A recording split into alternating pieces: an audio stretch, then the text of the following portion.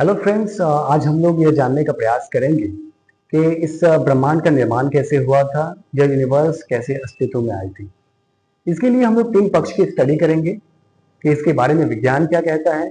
फिर हम लोग देखेंगे कि इस ब्रह्मांड के निर्माण को लेकर कुरान क्या कहता है, और फिर अंत में हम लोग देखेंगे वेद क्या कहता है। तो सबसे पहले हम लोग देखते हैं कि साइंस क्या कहती है ब्रह्मांड के निर्माण को लेकर। ऐसे तो दोस्तों, ब्रह्मांड के निर्माण के बारे में साइंस में बहुत से साइंटिस्ट ने थ्योरी दिए, लेकिन जो सर्वमान्य थ्योरी है, यूनिवर्सली एक्सेप्टेड और जो थ्योरी है, उसे कहते हैं बिग बैंग थ्योरी। तो हम लोग ये समझते हैं कि बिग बैंग थ्योरी के बारे में इस ब्रह्मांड के निर्माण को लेकर क्या कहा गया है। बिग बैंग थ्योरी कहती है कि जब स्टार्टिंग में 13.6 अरब वर्ष पहले कहीं पर कुछ भी नहीं था, केवल एक पॉइंट था। न सूरज था, न चांद था, न सितारे थे, न कोई ग्रह था, न ब्रह्मांड था, कुछ नहीं था, बस केवल एक पॉइंट था। उस पॉइंट के बारे में कहा जाता है कि उसका तापमान अनंत था, यानी कि उसका टेम्परेचर इनफाइनाइट था, और उसका डेंसिटी वो भी इनफाइनाइट था, और उसका जो मास था वो भी इनफाइनाइट था, और वहां पर जो स्पेस था, मतलब जगह था, वो टेंडिंग टू जीरो था, मतलब उसका वॉल्यूम टेंडिंग टू जीरो था। फिर अचानक उस पॉइंट में विस्फोट होता है और पूरे ब्रह्मांड अस्तित्व में आ जाती है,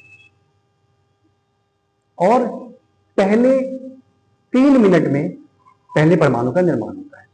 तो इस तरह से हम लोगों ने देखा कि साइंस क्या कहती है, ब्रह्मांड का निर्माण कैसे हुआ। अब हम लोग देखते हैं कि कुरान में क्या कहा गया है ब्रह्मांड के निर्माण के बारे में।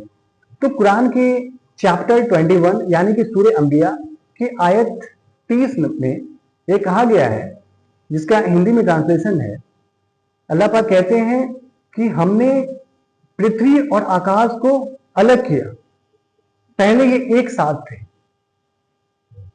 यानी कि पहले आकाश पृथ्वी ये सब अलग नहीं थे। जैसे कि आज हम लोग देखते हैं, आकाश देखते हैं, इनफाइनाइट तक जाती है, हम देखते रहते हैं, लेकिन उसका कोई अंत हमें दिखाई नहीं देता है।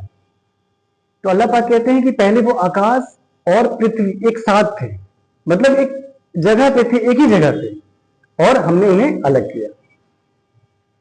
इस तरह से हमने कुरान में देखा कुरान क्या कहता है ब्रह्मांड के निर्माण के बारे में। अब हम लोग देखते हैं कि वेद में क्या कहा गया है।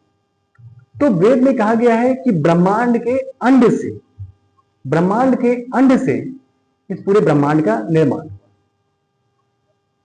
एक स्वर्ण गर्भ था, उसमें प्रस्फुट रूपी विस्तार हो, यानी कि एक्सप्लोजन हुआ, और पूरे ब्रह्मांड अस्तित्व में आ गए।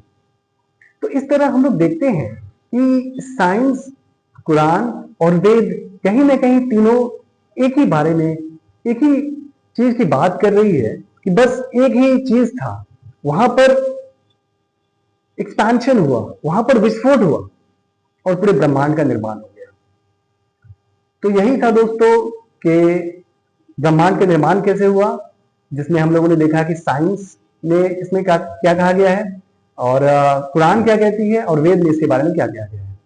अगर आपको वीडियो अच्छा लगा, then please subscribe the video, and thank you.